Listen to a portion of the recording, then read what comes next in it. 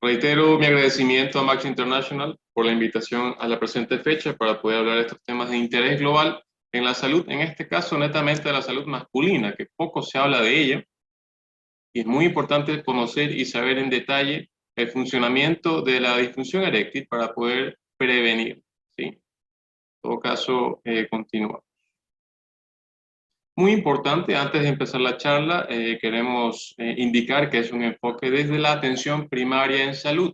Esta patología tiene una área de especialidad específica que es la urología, ¿sí?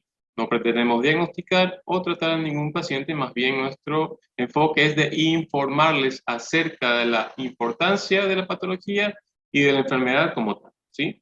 Por ende, sugerimos que no se automedique y que busque a su médico de confianza.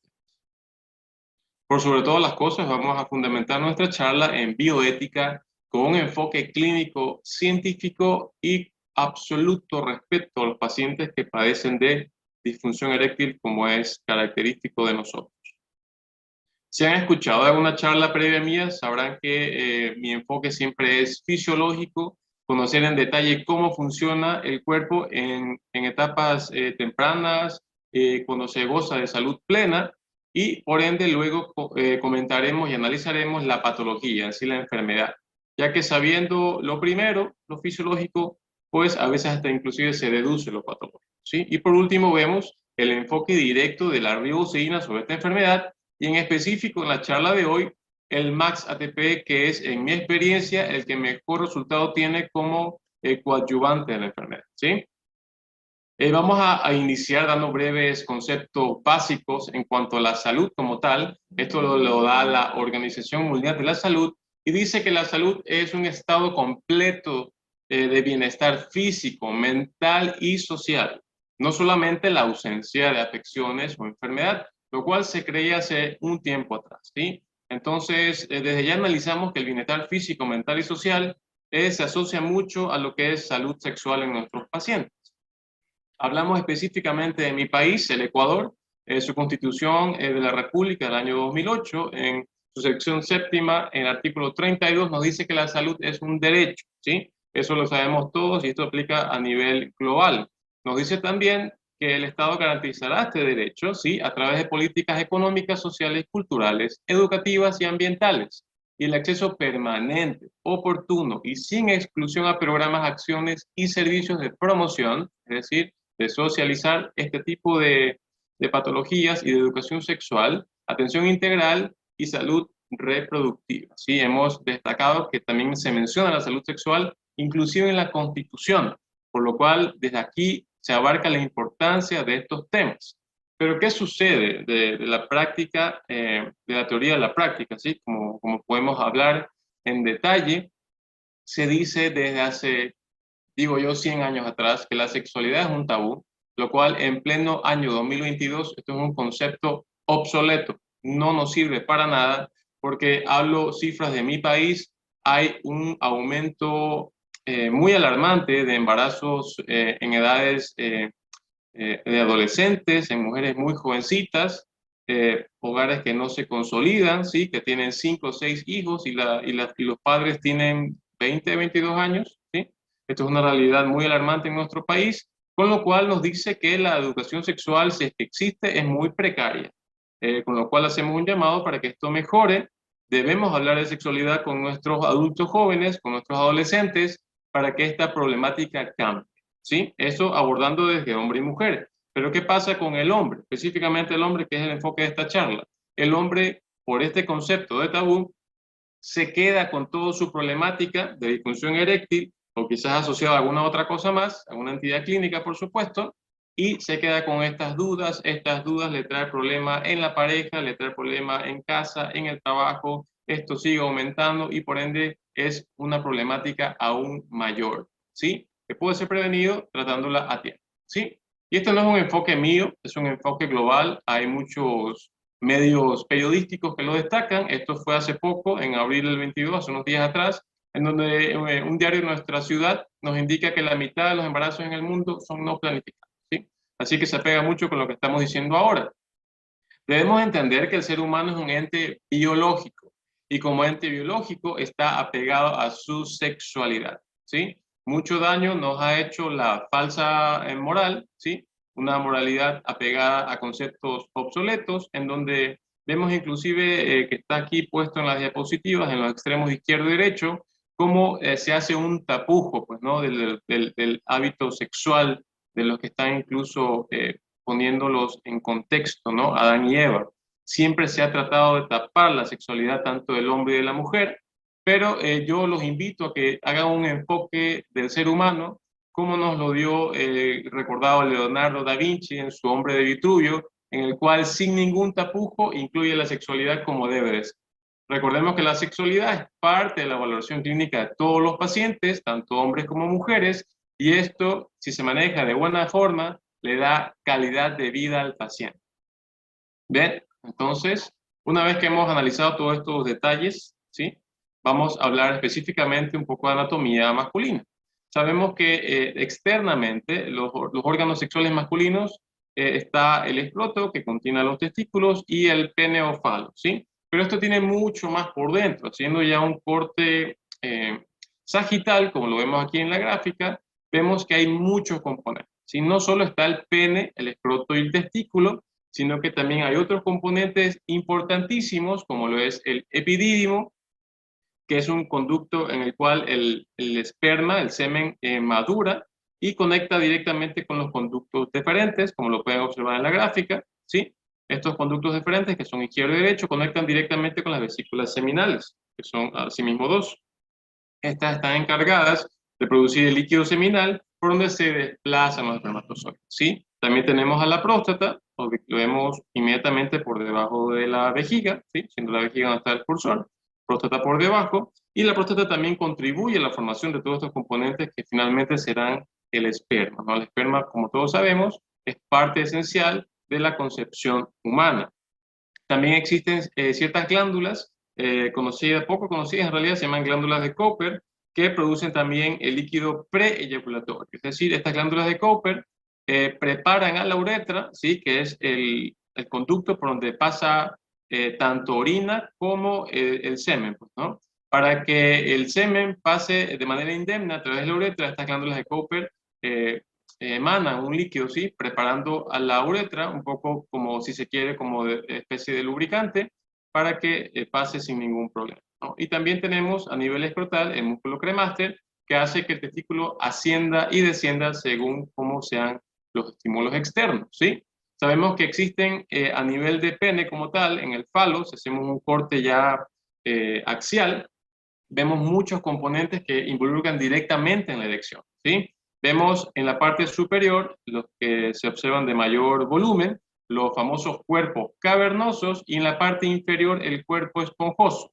Los cuerpos cavernosos son los que van a aumentar de tamaño, ¿sí? Van a captar toda la sangre, que ya veremos cómo sucede esto, y en cambio el cuerpo esponjoso en la parte inferior contiene nada más y nada menos que la uretra, ¿sí? La uretra finaliza, ¿sí? Tiene un final conocido como la cabeza del pene o el glande, ¿sí? Es ahí por donde a nivel de la abertura, pues, ¿no? Conocida como la abertura uretral, sale tanto la orina como el contenido seminal. Sabemos que el pene tiene su fijación directa a nivel esquelético, tanto en la rama inferior del pubis y del isquion, que son los huesos púbicos que hemos señalado con las flechas azules. Esto es para que se sepa que el pene tiene su base fija, ¿no? Así como el útero tiene los anexos, ¿sí? En la salud femenina, el cuerpo del pene tiene su fijación también esquelética. En cuanto al tejido eréctil, sabemos que contiene tanto arterias, nervios, fibras musculares, fibras venosas, y pueden rellenar este espacio según cómo sea el estímulo, desde que está totalmente flácido hasta un aumento de volumen inclusive, ¿no? Sabemos que hay una variación de tamaño cuando el pene está erecto y cuando está en estado normal o con una flacidez como se lo conoce. Estos cuerpos se hinchan, como les digo, captan toda la sangre y se produce la erección. Asimismo, cuando se cesa el estímulo, cuando ya ha habido la eyaculación, este vuelve a su estado normal, la sangre arterial regresa a su cauce y se abren, se permeabilizan las venas, ¿sí? Vemos entonces aquí un esquema de cuerpo cavernoso superior, cuerpo esponjoso inferior. Ahora hablemos un poco de la inervación. Sabemos que existen tanto como mencionamos arterias, venas y nervios. Los nervios tienen su centro espinal a nivel medular, específicamente en S2 y S4, como está la flecha de color azul al lado derecho inferior, y en T12 o de la vértebra torácica número 12 hasta la L2, es decir, la vértebra lumbar número 2, T12 a L2. ¿Sí? Sabemos que existe inervación somática, simpática y parasimpática, que todas tienen funciones distintas, pero a su vez se conjugan entre sí para dar una única función. La inervación somática está a través del nervio pudendo, este proviene de las ramas ventrales del nervio sacro y da su rama, a su vez, conocida como nervio dorsal del pene, ¿sí? Que lo vemos aquí señalado con las flechitas de color celeste. Nervio pudendo da su rama nervio dorsal del pene. ¿Sí? Este es involucrado específicamente con la inervación somática, es decir, sensitiva, táctil. ¿Sí? Como sabemos, el glande es el que más contiene fibras de este nervio, por ende se lo conoce como la zona más sensible del órgano eréctil. Vemos también a la inervación simpática. Hemos puesto esta flechita roja en el título del lado derecho superior, indicando que la inervación simpática, se opone a la erección, es decir, va a llevar hacia el miembro eréctil a la detumescencia, es decir, hacia su estado normal. Este centro simpático está a nivel de T10 y L3, en otros textos puede variar un poco la ubicación, y sus fibras preganglionares salen de la médula a través de los nervios espinales hacia la cadena simpática paravertebral, que lo vemos aquí escrito como el tronco simpático. ¿Sí? Lo vemos de forma lateral a la vértebra lumbar y sacra, ¿sí? Va descendiendo hacia el plexo pélvico, pues, ¿no? Esta cadena simpática paravertebral, que es la que estamos señalando con el cursor, hace sinapsis, ¿sí? Con el plexo hipogástrico superior, que es otro grupo de nervios que se encuentra aquí con la flecha verde al lado izquierdo, ¿sí? Que está señalado con este aro, y vemos cómo se unen entre sí. Esta unión no solo está por lo anterior descrito, sino también a través de otra sinapsis con los nervios esplánicos lumbares, ¿sí? Hemos aquí señalado en verde esta sinapsis, tanto con los nervios esplánicos lumbares como a nivel pélvico, se va uniendo con el nervio cavernoso. Y si vemos en la parte inferior derecha, el nervio cavernoso está de color verde o turquesa si se quiere, y este penetra los cuerpos cavernosos y va directamente hacia los cuerpos tanto esponjosos como cavernosos del pene.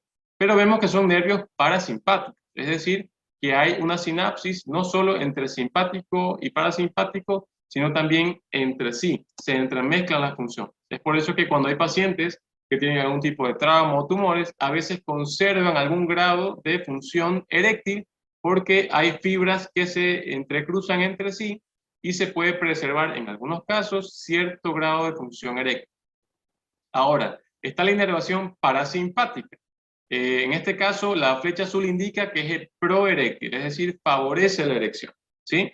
Estas neuronas preganglionares involucradas a nivel entre S2 y S4, esa es su localización, es decir, entre las vértebras sacras, ¿no? S2 y S4, pero se sabe que a nivel de S2 es donde más hay esta estimulación para producir el fenómeno eréctil. Las fibras parasimpáticas poco ganglionares, en cambio, abandonan el plexo pélvico a través de, una vez más, el nervio cavernoso. Entonces vemos la importancia de este nervio cavernoso en toda la función eréctil. Aquí lo vemos cómo penetra a nivel de los cuerpos cavernosos. Y este plexo pélvico en general no solo da ramas para el cuerpo cavernoso, como está escrito en el texto, sino que también da ramas a nivel de recto, uretra, vejiga, vesícula seminal y próstata, ¿sí? Es a través de todo esto que se dan los fenómenos neurovasculares, porque no solo es nervioso, pues, ¿no? También involucra arteria y drenaje venoso. Ahora, ¿qué rol cumple el cerebro? Porque hemos hablado específicamente a nivel de plexos pélvicos y a nivel del órgano como tal. Pero el cerebro, como bien se sabe, es el que orquesta todas las funciones en nuestro cuerpo, ¿sí? Es decir, va a cumplir una función moduladora en sus vías espinales, en lugares específicos como el área preóptica media, el núcleo paraventricular del hipotálamo, la sustancia gris periacueductal del cerebro medio y el núcleo paragigantocelular de la médula, ¿sí? Es decir, a través de este estímulo visual, ¿sí? Hay varios estímulos, pues, ¿no? el cerebro va a desencadenar todo este complejo de funciones neuroquímicas, ¿sí? Bioquímicas, para cumplir su función eréctil. Ahora, dejando a un lado los nervios, la inervación, vemos un poco la irrigación arterial, que es la base de la erección. Existe la arteria pudenda interna, que esta es rama de la arteria ilíaca interna. La pudenda interna da ramas arteria perineal y arteria común del pene. La arteria perineal, por su lado, irriga los músculos isquiocavernosos y el bulbo cavernoso, involucrados directamente en la erección. Y la arteria común del pene se divide en tres a su vez: arteria bulbo del pene, arteria dorsal del pene y arteria profunda. La arteria del bulbo va, como lo dice su nombre, a nivel vulvar pene y en la uretra, ¿sí? Va a irrigar a todas estas áreas. La arteria dorsal del pene, que es una de las más importantes, irriga directamente a los cuerpos cavernosos, ¿sí? Para que pueda existir el fenómeno de la erección. Y la arteria profunda va a los sinusoides de los cuerpos cavernosos, es decir, también está involucrada en el llenado de los cuerpos cavernosos con la sangre arterial. Por otro lado, el drenaje venoso, es decir, esta sangre arterial en algún momento tiene que regresar a su cauce, salir de los cuerpos cavernosos para que el miembro vaya a su forma normal o en detumescencia, como se denomina, ¿no? Hay un sistema venoso superficial, intermedio y profundo. El superficial tienen a las venas superficiales del pene, la cual drena la piel del cuerpo y del prepucio, y estas se fusionan con una única vena dorsal superficial del pene, que es la que vemos acá, ¿sí? Hay un sistema venoso intermedio que reúne las venas circunflejas y dorsales profundas del pene. Estas drenan el glande, cuerpo esponjoso, ¿sí? Recordamos que está en la parte inferior, y en los 2/3 distales del pene. En cambio, el sistema venoso profundo contiene las venas crural y cavernosa y drenan el 1/3 restante proximal hacia la vena pudenda interna. Vemos aquí un esquema muy gráfico, ¿no? De cómo todo inicia a través de un estímulo, ¿sí? El estímulo en este caso es visual. Hay una modulación cerebral, ¿sí? Y esta modulación va a activar a todos los componentes que vimos hace un momento en la inervación para que aumente el óxido nítrico, que ya veremos en detalle esto, y también para que se active uno de los mensajeros más importantes en todo el mecanismo de la erección, que es el monofosfato de guanosina cíclica, ¿sí? Con lo cual se produce la relajación del músculo liso. Pero bien, hay tipos de erección, ¿sí? Hay 3 tipos específicamente. La erección reflexogénica, la erección psicógena y la erección nocturna. La reflexogénica es específicamente por tacto, ¿sí? Es decir, por un estímulo táctil directo sobre los genitales. Hay una erección psicógena, que esta es la más compleja de todas, ya que se basa sin ningún tipo de contacto en memorias del paciente, fantasías, estímulos visuales o auditivos, sin contacto, ¿no? Y la erección nocturna de origen central puede ocurrir de forma espontánea, ¿sí? Las erecciones nocturnas comunes en los varones, sin estimulación o durante el sueño REM, es decir, en la fase de movimiento rápido de los ojos, ¿sí? Esa es lo que se denomina la fase REM del sueño o sueño profundo. También existen las fases de la erección, es decir, desde que el pene está en total detumescencia, como se observa en la imagen inferior derecha, hasta que está totalmente eréctil, ¿no? En la fase flácida, fase latente o de llenado, la fase de tumescencia, hay un aumento de la presión intracavernosa, es decir, los cuerpos cavernosos. Hay una fase de erección completa, en donde la presión intracavernosa se eleva en un 80 o 90% comparándolo con la presión sistólica. La fase esquelética o máxima de erección rígida del miembro, y la por ende ya al retorno a su normalidad, o la fase de la detumescencia, en donde se reanuda el tono simpático. Recordemos que los nervios simpáticos están en contra de la erección. Se reanuda esta inervación, esta función simpática, hay contracción del músculo liso y obviamente hay un llenado de las venas con toda la sangre que está de regreso, ¿sí? Sabemos que existen hormonas y función sexual muy relacionadas a toda esta patología. Recordemos, en los hombres tenemos los andrógenos o las hormonas sexuales propias del varón. Son esenciales para la madurez sexual y masculina. Entre estas tenemos la testosterona, que regula la secreción a nivel cerebral de la gonadotropina y su desarrollo muscular entre la adolescencia y la adultez. Y está la dihidrotestosterona. Esta media la maduración sexual masculina, incluyendo el tipo de crecimiento, acné, patrón de calvicie y espermatogénesis. Ahora, ¿qué sucede con esta función hormonal? Cuando ya llegamos a cierta edad, por lo general en adultos mayores de 65 años, hay una deficiencia de todos estos andrógenos, con lo cual hay una disminución del apetito sexual o de la libido. Hay emisión seminal alterada y todos los factores que son pro desarrollo y salud masculina eréctil están bajos, como lo vemos acá en las flechas azules, como lo es la testosterona, la dihidroepiandrosterona, tiroxina, melatonina y la hormona de crecimiento. En cambio, ciertas moléculas, hormonas y proteínas que no favorecen para nada a la salud sexual masculina están aumentadas, ¿sí? Como la globulina fijadora de hormonas sexuales, las gonadotropinas hipofisiarias y la prolactina, ¿sí? Se sabe entonces que esto es casi que un camino hacia abajo, ¿sí? Siempre en retroceso en la involución androgénica pasada los 65 años de edad. Inclusive en este estudio que les traigo acá a cotación, un estudio que se desarrolló por 10 años, hubo un nivel total de testosterona que disminuyó 0.8% por año de edad y testosterona libre y unida a la albúmina en un 2% por año, ¿sí? Las moléculas que les había comentado, que son con función contraria a la salud sexual, en cambio aumentaron 1.6 por año. Y en pacientes que tienen algún trastorno en su glándula hipofisiaria, relacionados a la prolactina, es decir, que tienen altos niveles de la prolactina, se sabe desde siempre que tienen una función disruptora de la función sexual y reproductora en todos los varones. Existen entonces ciertos neurotransmisores que están relacionados directamente a todo este mecanismo. Existen sistemas neuroefectores adrenérgicos, que su neurotransmisor principal es la noradrenalina, el cual es el neurotransmisor principal que controla la flacidez y la detumescencia, es decir, esto está relacionado al sistema simpático, sistema nervioso simpático, sistemas neuroefectores colinérgicos que contribuyen a la relajación del músculo liso y la erección del pene, y obviamente destaca por sobre todo el óxido nítrico, ¿sí? Que se lo denomina como NO, el óxido nítrico liberado por el endotelio y la acetilcolina. Hay sistemas neuroefectores no adrenérgicos y colinérgicos, denominados como NA-NC, en el cual obviamente están del lado parasimpático, es decir, proeréctil, en el cual, como dijimos hace un momento, el óxido nítrico destaca por sobre todos, ya que llega a través de su acción, llega mayor sangre a los sinusoides de los cuerpos cavernosos, el estrés por tensión libera aún más óxido nítrico del endotelio y aumenta la relajación del músculo liso para hacer una erección final. Pues bien, aquí tenemos este esquema como para que se entienda en detalle cómo funciona la erección. Una vez más destacamos que todo empieza con un estímulo sexual, sabemos que estímulos hay varios, con lo cual desde ya a nivel cerebral se modula la función y empiezan las funciones del óxido nítrico a estar mucho más presentes, aumenta a nivel local, esto dado por las terminaciones nerviosas y el endotelio vascular, y se difunde a las células trabeculares, ¿sí? Vemos acá cómo están las células trabeculares dentro de los cuerpos cavernosos y del músculo liso arterial.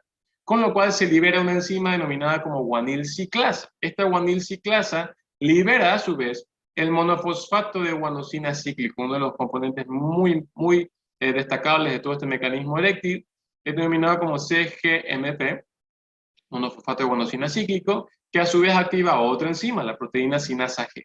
Esta enzima fosforila los canales de potasio y calcio, con lo cual hace que el calcio intracitosólico, es decir, el calcio del citosol de la célula, se vea totalmente reducido, es decir, va a estar bajo.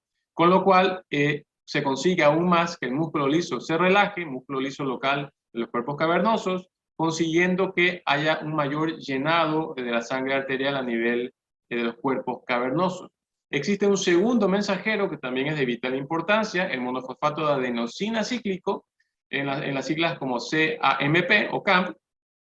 Este CAMP es liberado por moléculas señaladoras del CAMP, ¿sí? Como la adenosina, péptidos relacionados con el gen calcitonina y prostaglandinas. ¿Qué hace este CAMP? Relajación del músculo liso arterial, es decir, va a ayudar al monofosfato de guanosina cíclico a que todo esto se lleve de la mejor manera. ¿Sí? Estos dos mensajeros, finalmente, cuando ya están activos, juntos hacen una función de activación de proteínas sinasas dependientes de CAP y CGMP, con un descenso de calcio libre total a nivel citosólico y una relajación del músculo liso total, ¿sí? Es decir, que juntos hacen prácticamente una función sinérgica a nivel celular, con una apertura de los canales de potasio y una hiperpolarización celular. Hay un secuestro del calcio intracelular por el retículo endoplasmático, que lo vemos señalado con la flecha verde, y un bloqueo del flujo de calcio por inhibición de sus canales, ¿sí? Los canales están a nivel de la membrana celular, lo vemos acá en la cruz de color rojo a nivel inferior del gráfico de la célula, y aquí lo vemos de manera transversal, ¿no? Si bien es cierto los canales son de sodio y potasio, básicamente esta es la misma apariencia que tuviesen los canales de calcio. ¿Qué sucede del otro lado de la moneda, ¿sí? Cuando ya el pene debe regresar a su estado normal?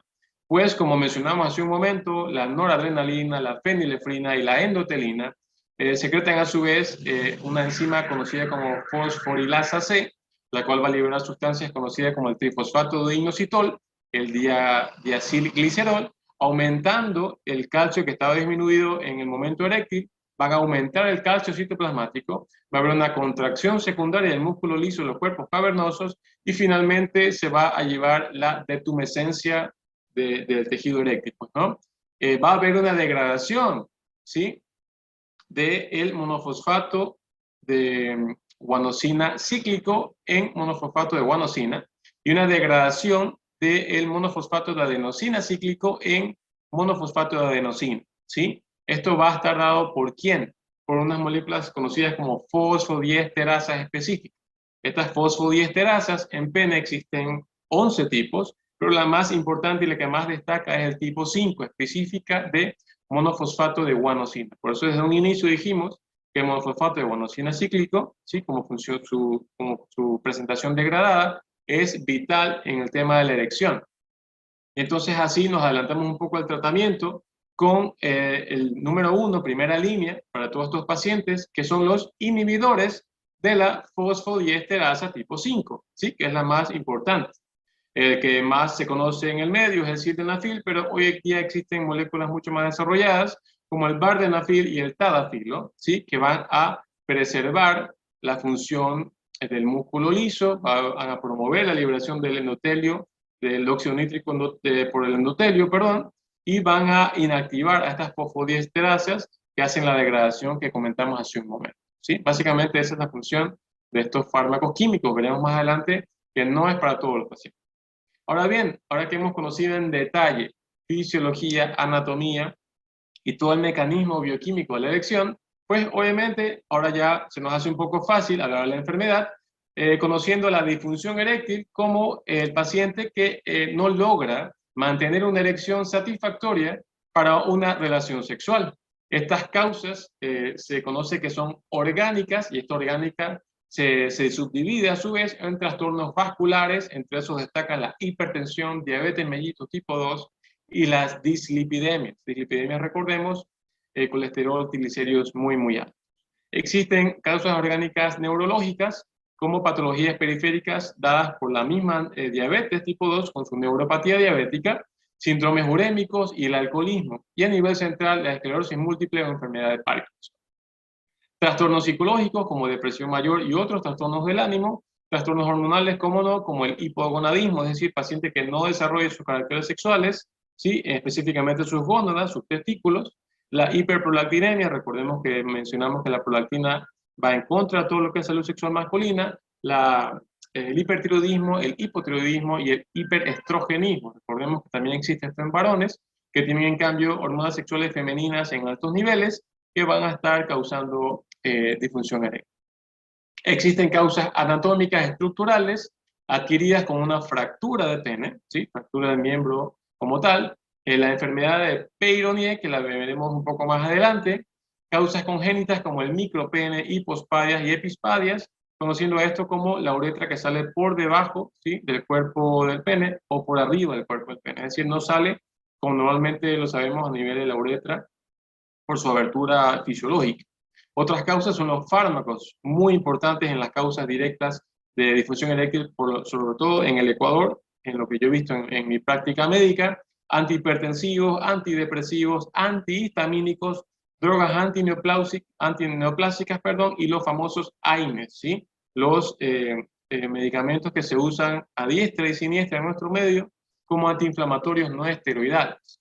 Abuso de sustancias como cocaína, heroína, alcohol y tabaco. El tabaco, como sabemos, es un destructor número 1 del endotelio vascular, y recordemos que a nivel de cuerpos cavernosos todo esto contiene también endotelio. ¿sí? El endotelio, recordemos que es quien libera al óxido nítrico, ¿sí?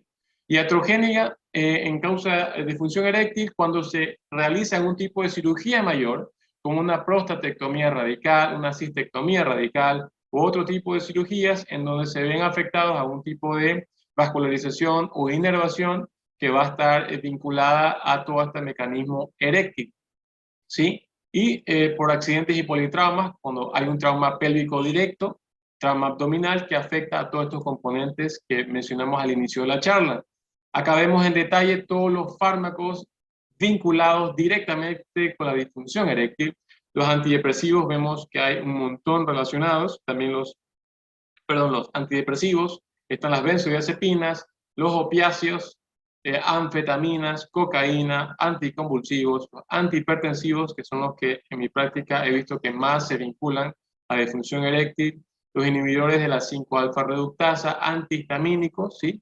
Entre esos está el dimenhidrinato, ¿sí? La ranitidina, la cimetidina, que se usan muy comúnmente por muchos pacientes. Acá están los AINES que le mencionaba, y medicamentos específicos como para la enfermedad de Parkinson y otros más.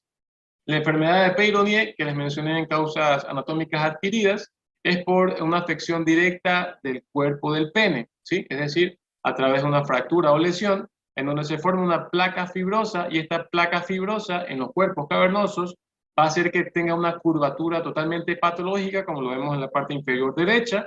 Estos son pacientes reales, con lo cual no va a haber una relación sexual placentera. De hecho, esto causa mucho dolor a los pacientes. Esto fue el nombre de Peyronie por el médico que lo descubrió, François de la Peyronie, médico francés. Y obviamente todo esto se ve vinculado en los pacientes que lo padecen a estrés, ansiedad, y el tema del acortamiento del pene pues les causa un temor total a cualquier tipo de estímulo sexual con su pareja, ¿sí? Obviamente el tratamiento es por especialidad, en donde se libera esta placa fibrosa, ¿sí? Otras causas directamente vinculadas a disfunción eréctil, el estrés psicosocial, y esto se lo digo con toda la causa de la evidencia. Cada vez vemos a más pacientes que tienen un exceso de la carga laboral, con lo cual tienen el síndrome de fatiga del trabajador o burnout. Esto lo vimos en la pandemia en nuestros médicos. De hecho, yo hablé de esto en la charla de COVID del 2020, en donde existe un desgaste mental, físico y emocional, con una incapacidad laboral final. Estos pacientes suelen padecer de irritabilidad, frustración, bloqueo, dudas sobre sus propias capacidades, insomnio, uso de sustancias, entre esas tabaco, que como conocemos, totalmente nocivo para el endotelio vascular, agresividad, depresión, sobrepeso, obesidad y problemas interpersonales con su pareja. Con lo cual, esto también hay que tenerlo presente cuando abordamos a nuestros pacientes. Etiología, sabemos que hay dos tipos de disfunción eréctil, la primaria y la secundaria. La primaria es el paciente que nunca ha podido tener una erección total y se debe casi siempre a anormalidades anatómicas como un hipogonadismo o a trastornos psicológicos severos.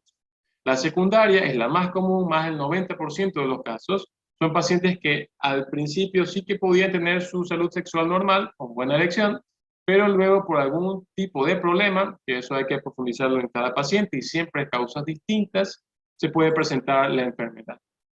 El factor psicológico se debe analizar en todos los pacientes, si bien es cierto la secundaria es mucho más pronunciado, porque existen sentimientos de culpa, miedo a la intimidad, depresión y ansiedad. La disfunción eréctil psicógena hay que tenerla muy en cuenta, ya que está casi siempre relacionada a algún tipo de experiencia negativa con la pareja. En su epidemiología sabemos que hay una prevalencia de la enfermedad de un 20 al 45%, y los casos nuevos o la incidencia en Occidente se da entre 25 a 30 nuevos casos por cada 1.000 habitantes año. En Estados Unidos, entre 40 a 70 años de edad, se ve su prevalencia en un 52%, muy elevada. En cambio, en España, su prevalencia varía en un 12.1%. Ahora, esto tiene mucho que ver con los factores ambientales y de alimentación. Sabemos que en el Mediterráneo suele primar, obviamente no en todos los casos, la dieta mediterránea, y en cambio a nivel de Norteamérica, la junk food, comida chatarra, está a la orden del día. De hecho, la obesidad en ellos es un problema de salud pública. Si bien es cierto, en ambas partes de estos países que mencionamos tienen contaminación ambiental, pero es sabido que en Norteamérica esto es mucho más alarmante. De hecho, este estudio lo lo corrobora, ¿sí? Como número 1 en la emisión de CO2 global, ¿sí? Ahora, un estudio muy importante local del Ecuador, de la Universidad Católica de Cuenca, en donde se incluyó una metodología de estudio cuantitativo, observacional y transversal. Se incluyeron a 114 varones, de los cuales sus edades, ¿sí? A lo contrario de lo que se acaba de mencionar, estaban entre 20 a 39 años, ¿sí? Esto es muy alarmante porque son pacientes jóvenes. Y en la mayoría de ellos se fue vinculado la disfunción eréctil, como lo tenemos acá en el texto, a algún otro tipo de patología como eyaculación precoz. Es decir, esto debe de alarmarnos a todos los médicos, si es que tengo algún colega acá conectado, ya que cada vez vemos que este tipo de patologías se ven en gente joven y no como los textos lo indican, solo su prevalencia mayor en adultos mayores. Diagnóstico, por supuesto, es netamente clínico. Hay que hacer una anamnesis, una historia clínica global del paciente. Se debe hacer una exploración física total, integral, involucrando a la parte genital, por supuesto. La parte analítica o el laboratorio debe estar siempre presente para analizar todas las posibles causas que analizamos hace un momento. Y existen ciertos cuestionarios que hace el mismo paciente de la International Index of Erectile Function. Antes eran 15 ítems, ahora son 5 ítems, hasta donde tengo entendido yo, que es el que uso en la consulta, y nos es de mucha ayuda, ¿sí? La autoevaluación del paciente. Ciertas pruebas especializadas, ¿sí? Como los estudios IEC de inyección y estimulación intracavernosa, la ultrasonografía dúplex, cavernosometría, cavernosografía, arteriografía. Sabemos que existen estudios neurológicos como la biotensiometría, en donde se determina el umbral de percepción sensitiva del paciente, estudio de la detumescencia nocturna y la valoración psicológica aplica para todos los casos, ¿sí? Como se vio hace un momento, es importante para todos los pacientes. Tratamiento conservador sin incluir nada de farmacología química, modificación del estilo de vida, mencionamos a la dieta mediterránea que es muy beneficiosa para todos los pacientes, control del índice de masa corporal con una buena actividad física, ¿sí? Esto puede ser 150 minutos por semana, que es lo que se maneja de manera global para pacientes con diabetes mellitus, el soporte psicológico, una vez más, con su énfasis, el cambio de fármacos, mencionamos ya todos los fármacos vinculados, antihipertensivos, antihistamínicos, AINES, etcétera. Y en los ciclistas, ¿sí? Los deportistas, tener el cuidado, sobre todo suele suceder en ciclistas no experimentados. Si hacen viajes continuos de larga distancia, puede haber una compresión crónica del paquete vasculonervioso perineal, con lo cual a la larga podría provocar un daño estructural, ¿sí? Tengo entendido que ellos deberían de usar unos asientos especiales y una ropa especial, ¿sí? Que involucra un buen acolchonamiento del área perineal. Tratamiento de disfunción eréctil, como mencionamos al inicio, los inhibidores de la fosfodiesterasa 5 son de primera línea, existen varios al día de hoy. Entre los más destacados está el tadalafilo, si bien es cierto, el sildenafilo es el más conocido, pero como todos los medicamentos químicos, existen contraindicaciones directas y reacciones adversas al medicamento, que lo hemos puesto al lado derecho como RAM. Contraindicaciones directas, por supuesto, la alergia al medicamento, el uso concomitante con otros tratamientos que favorecen al óxido nítrico no se puede usar, es decir, no porque me tomo 2 fármacos distintos me va mejor, eso de hecho está contraindicado. Contraindicado también en pacientes que usan nitroglicerina, pacientes que han tenido algún tipo de neuropatía óptica isquémica, esté asociado o no a los inhibidores de la fosfodiesterasa 5, cirrosis grave del paciente, insuficiencia renal crónica, un accidente cerebrovascular previo o un infarto agudo del miocardio previo. Son pacientes que no podrían usar este tipo de medicamentos, así como los pacientes que se encuentren usando de momento itraconazol, ketoconazol o ritonavir.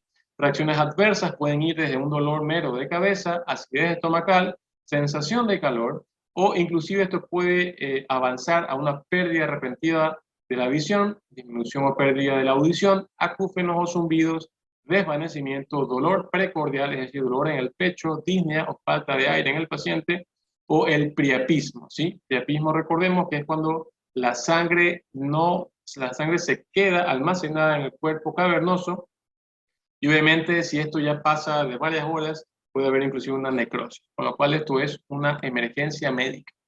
Segunda línea de tratamiento, Esto es la parte química, obviamente, farmacológica. Está el alprostadil con la terapia intracavernosa. Al principio existía solo la inyección, hoy en día la tópica, sí, pero esto es obviamente sujeto a reacciones adversas al medicamento como todos los fármacos. Y por último, tercera línea de tratamiento, la cirugía de revascularización arterial, que incluye también la prótesis del pene. Obviamente todo esto, como es sabido por todos nosotros, incluye en ciertos casos complicaciones en el transquirúrgico o en el postquirúrgico, como toda intervención quirúrgica. Tratamientos alternativos como el uso de ciertas bombas al vacío para producir o facilitar la erección, y las prótesis del pene, les he traído otros ejemplos, son 3, 2, 1, debido a que el número 3 tiene 3 componentes que se implantan, el número 2 solo son 2 componentes y el número 1 es solo un componente semirrígido en el paciente. ¿Sí? Obviamente todo esto puede incurrir en infecciones, en rechazo, en sangrados, en fallos de válvula, etc. Obviamente todo esto es muy engorroso. Artículos de interés, sobre todo en la parte metabólica, como para si les interesa ahondar en el tema. Tengo 2 artículos, uno de mayo de 2021 y otro del 2020. Uno en relación a la disfunción eréctil y la enfermedad cardiovascular subclínica, y el otro directamente relacionado a la isquemia miocárdica silenciosa en diabetes. Recordemos que esto es paralelo. Mientras más riesgo cardiovascular tiene el paciente con la enfermedad coronaria, asimismo casi siempre se presenta la disfunción eréctil. ¿Por qué? Porque ambas están sujetas a fallas del endotelio vascular. Pues bien, a lo que nos interesa a todos en esta charla, el rol directo del glutatión frente a la disfunción eréctil. Sabemos muy bien, como lo dijeron los colegas al inicio de la charla, las funciones principales del glutatión, que yo suelo resumirlas con mis pacientes en estos 10 ítems. Si bien es cierto, ante esta enfermedad lo que prima es la función antioxidante que elimina la acción sobre nuestras células de los radicales libres. Vamos a detallar la función del MAX ATP frente a esta patología, recordando que el MAX ATP contiene ribosa, N-acetil L-carnitina, riboseína, Panax ginseng, extracto de té verde, rhodiola rosea, quercetina, coenzima Q10, vitaminas B y oligoelementos. Destaquemos sus propiedades en detalle. Ribosa tiene función directa en la formación de ácidos nucleicos y síntesis de proteínas a nivel nuclear. Fíjense la importancia de esta ribosa. Constituye gran parte de la formación del ARN y del ATP, la adenosín-trifosfato. Es decir, la ribosa juega un rol fundamental para que el mismo ATP, no solo por el nombre de la presentación, sino la molécula celular, exista. La N-acetil L-carnitina es un aminoácido que transporta los ácidos grasos hacia el interior de la mitocondria para producir energía. Es por eso que yo, en mi práctica médica profesional, sobre todo en pacientes con obesidad, sobrepeso e incluso diabetes, me va muy bien el MAX ATP en estos pacientes, ya que sobre todo en el paciente diabético siempre está drenado de energía, siempre está fatigado, porque obviamente la glucosa circulante no entra nunca a la mitocondria, ¿sí?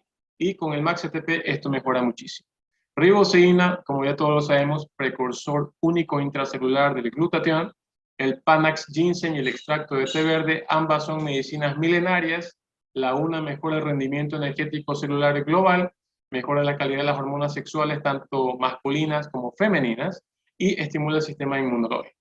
Y por otro lado, el té verde, a través de la L-teanina, que es una molécula activa, ¿sí? Esta es la que en realidad da el efecto en el paciente, mejora la función cognitiva, estimula las células para utilizar los ácidos grasos almacenados y disminuye el LDL, colesterol conocido como nocivo para la salud cardiovascular. Continuamos con la rhodiola rosea.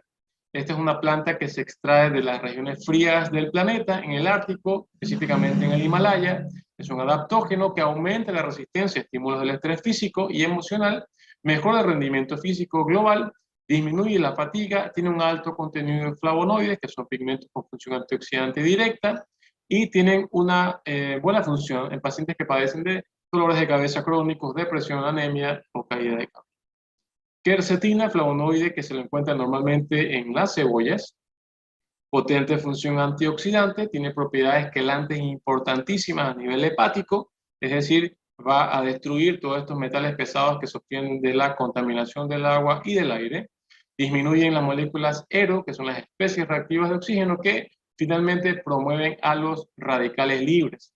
Coenzima Q10, asimismo, tiene un efecto antioxidante, estimula el sistema inmunológico y es importantísimo para la producción del ATP.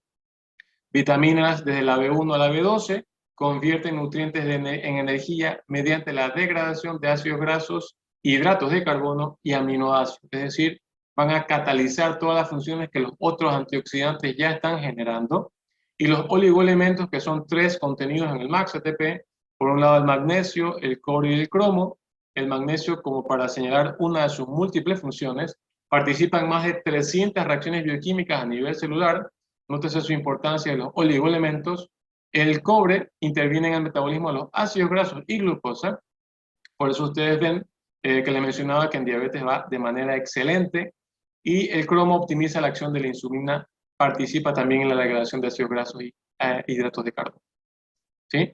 Ahora, nuestro punto en Max ATP, en Max International, perdón, y específicamente con el Max ATP, es que todos ustedes adquieran un mejor estilo de vida. Para cualquier tipo de actividad física que usted desee realizar, el Max ATP es un gran aliado. Esto recordando que a mejor estilo de vida tenga el paciente, hablando por disfunción eréctil, mejores condiciones vasculares va a tener y por ende su endotelio vascular va a estar protegido por la riboceína y los múltiples antioxidantes que acabamos de mencionar. Y esto también aplica para salud femenina, no por la disfunción eréctil, sino para salud global de nuestras pacientes. ¿Sí? Ahora, rechazamos todo tipo de sedentarismo y los vicios que se adquieren con esto, como son ciertos tipos de sustancias sujetas a fiscalización, tabaquismo, alcoholismo y por sobre todas las cosas, la obesidad daña todo tipo de mecanismo bioquímico y celular y induce al paciente a una apoptosis temprana por la proinflamación que está dada por el aumento de los ácidos grasos como triglicéridos depositados en los órganos diana, como lo son cerebro, corazón, salud cardiovascular, riñones, etc. Así que si usted padece algún tipo de trastorno metabólico, sugerimos que visite a su médico para que pueda valorarle.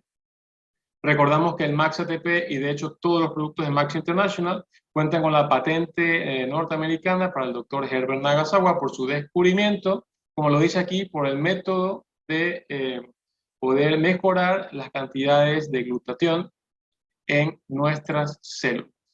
También si tenemos algún tipo de paciente atlético, no existe mejor fórmula que el Max ATP para poder potenciar sus funciones o sus desarrollos físicos atléticos para poder continuar con salud si es que no tiene disfunción eréctil y si es que la padece, pues esto también mejorará con el Max ATP.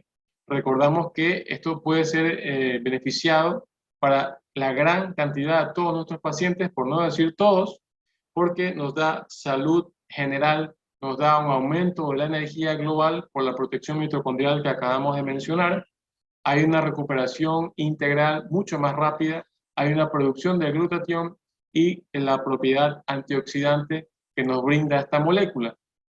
Esta diapositiva la uso mucho yo también con mis pacientes, nos la dio en la charla el doctor Scott Nagasawa, incluye a la disfunción endotelial, ¿sí? Si bien es cierto no menciona directamente la disfunción eréctil, pero hemos hecho mucho énfasis en que el endotelio vascular está directamente relacionado con la enfermedad.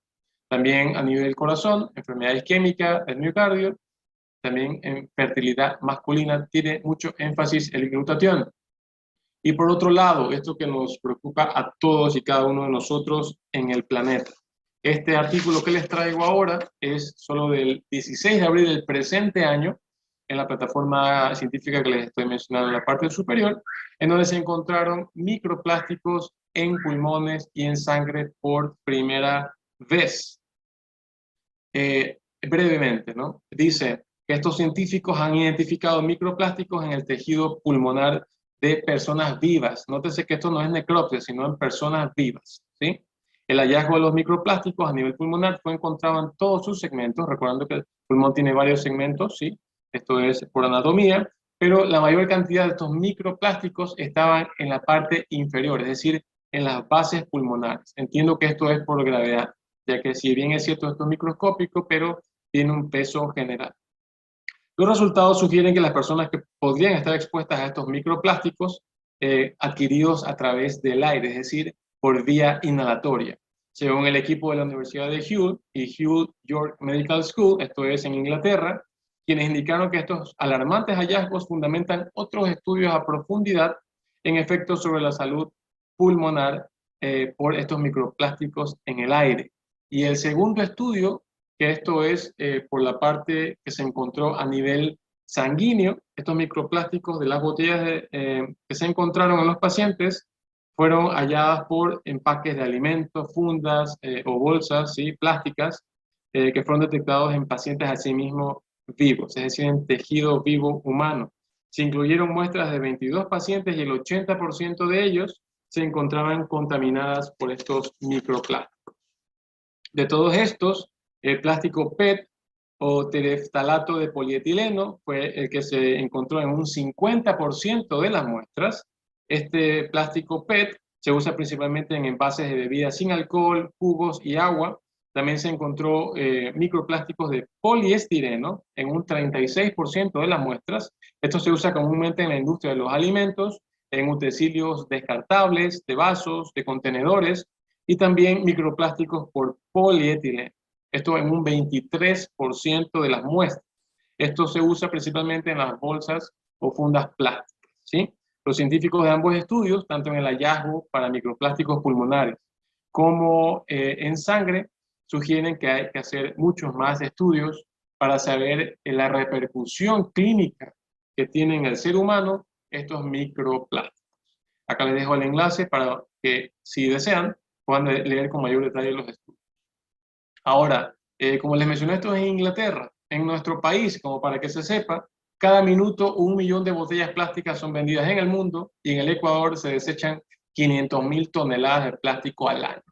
Si bien es cierto, acá no hay ningún estudio, por lo menos que yo sepa, si ustedes lo conocen, me lo hacen saber para leerlo, pero esto nos da una idea a lo que estamos expuestos nosotros en el Ecuador respecto a los microplásticos, a la contaminación ambiental y al efecto nocivo sobre nuestras células y sobre nuestra salud, que esto es muy alarmante para todos, adultos, niños, adultos jóvenes, adultos mayores, mujeres, todos estamos involucrados en esto, y hasta donde tenemos entendido, el glutatión es la única molécula que nos prevé de que toda esta contaminación global en abundancia llegue a nuestras células, a nuestro núcleo, a nuestro ADN y a nuestra mitocondria, con lo cual tenemos un punto a favor, no solo por disfunción eréctil, sino por salud global.